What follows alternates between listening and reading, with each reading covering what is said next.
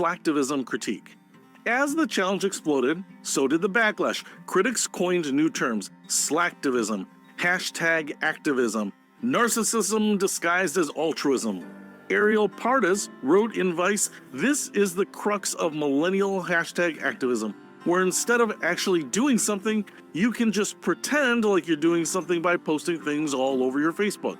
The criticism was harsh, but often accurate. Let's be honest. Modern activism has turned into a clown show. Everyone with a smartphone suddenly becomes a world saviour for about 5 seconds. They post a hashtag, slap a black square on their feed, and bask in the glow of 16 likes, thinking they just toppled a dictatorship. Then they toss their phone aside, grab a snack, and pat themselves on the back like heroes of justice. This phenomenon even has a name: Slacktivism. It's activism for the lazy. It's people acting like they are changing the world while doing as little as humanly possible. And worse, it becomes the default mode of civic engagement. Here's how it usually plays out. Some kind of outrage explodes online, a politician says something offensive, a scandal breaks, or a viral video shocks the internet. Within hours, social media turns into a digital mob. Everyone posts the same slogans, the same angry emojis, and the same recycled quotes, pretending it's an uprising. #justice for whoever. You can practically predict it before the first post drops. But by tomorrow, gone. The outrage disappears faster than a Snapchat streak. The people who were just calling for revolution have moved on to cat videos, Taylor Swift gossip, or memes about petrol prices. Slacktivism isn't activism. It's junk food for the conscious. It's cheap, it's easy, and it makes you feel good for about 5 minutes. But it doesn't fuel real change. It's like pounding down a Big Mac and convincing yourself you ran a marathon.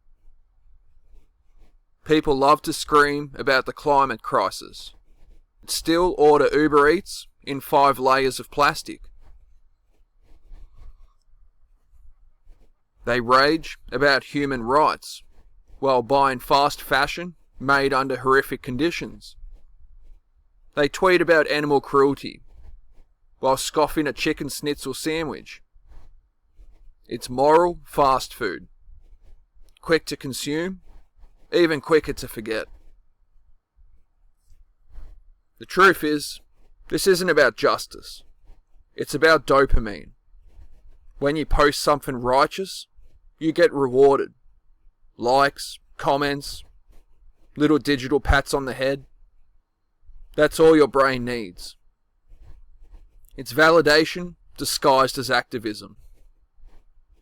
Back in the caveman days, people got that same rush from belonging to a tribe. You'd yell, "Me hate enemy," and your clan would cheer, giving you that sweet hit of approval. Now, it's just "me hate capitalism," or "me support feminism," while your phone buzzes with heart reacts. It's the same ancient desire to be part of the group, just with better lighting and worse spelling. And science backs this up. Studies have shown that people who talk about doing good online are actually less likely to do good offline.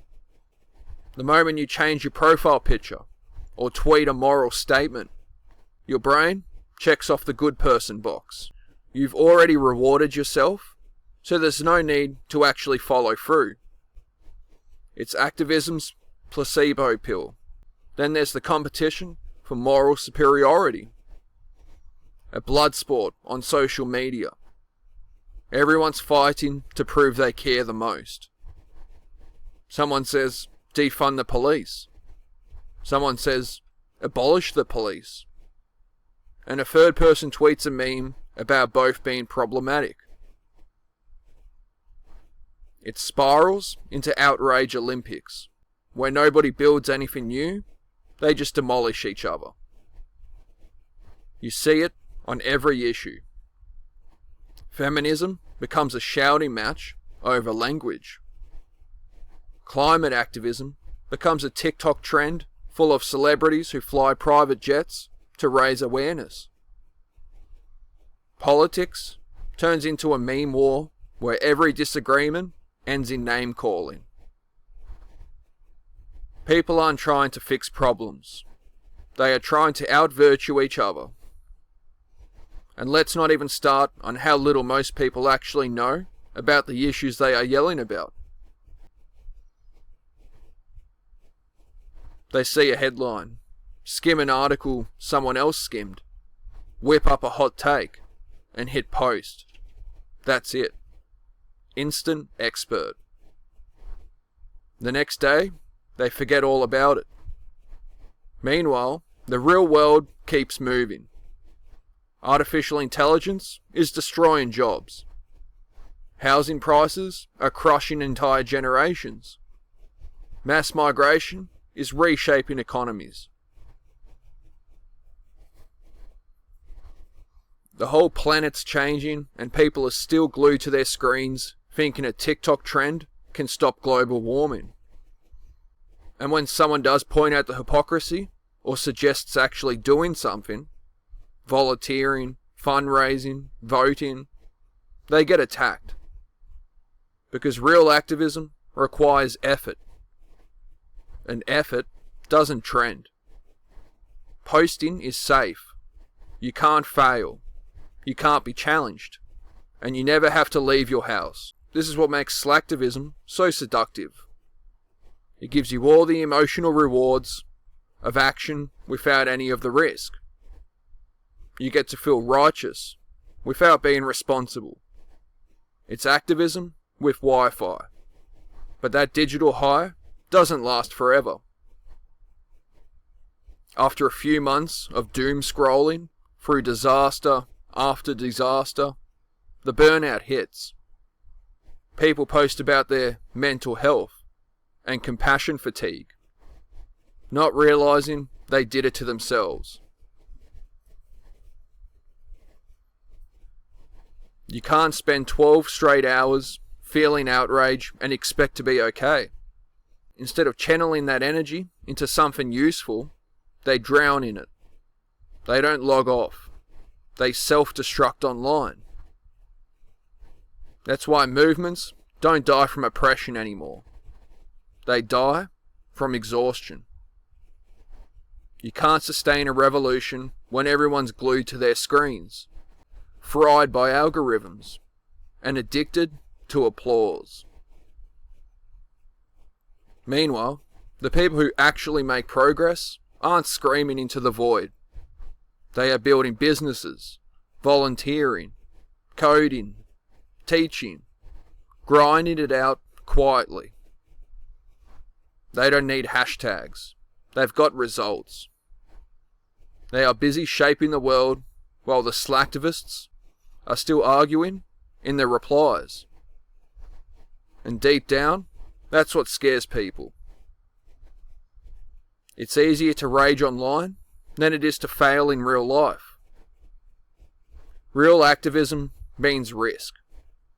You might lose, look stupid, or hit dead ends. Posting is safe, building isn't.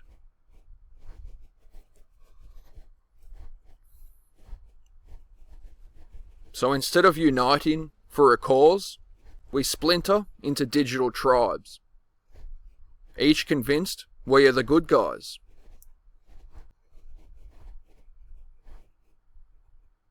While algorithms stir the pot, cash the ad revenue, and laugh at how easy we are to manipulate. That's the real tragedy. Slacktivism keeps us busy enough to feel useful, but numb enough to never change anything.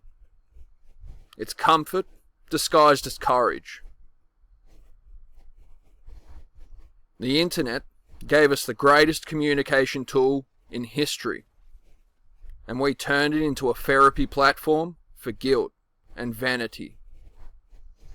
We confuse noise for progress, hashtags for policies, and likes for laws. The people actually fixing things are invisible. The people performing outrage are trending. But the world's moving on fast. AI doesn't care about your pronouns. The housing market doesn't respond to hashtags. Border policies don't shift because you changed your profile picture. Reality doesn't refresh like your feed. It keeps grinding forward, full speed, while you argue emojis. So yeah, keep posting, keep ranting, keep congratulating each other for being aware, but don't pretend it's a revolution. Because when the dust settles, when the algorithm moves on and the next crisis hits, nothing's changed but your feed. Real activism happens in the mess of the real world. Face to face, risk and awe, Slacktivism. It's not fire, it's smoke from the burning of your attention span. A wet fart in the windstorm of history. You can tweet all you want, but the future won't wait for your Wi-Fi to load.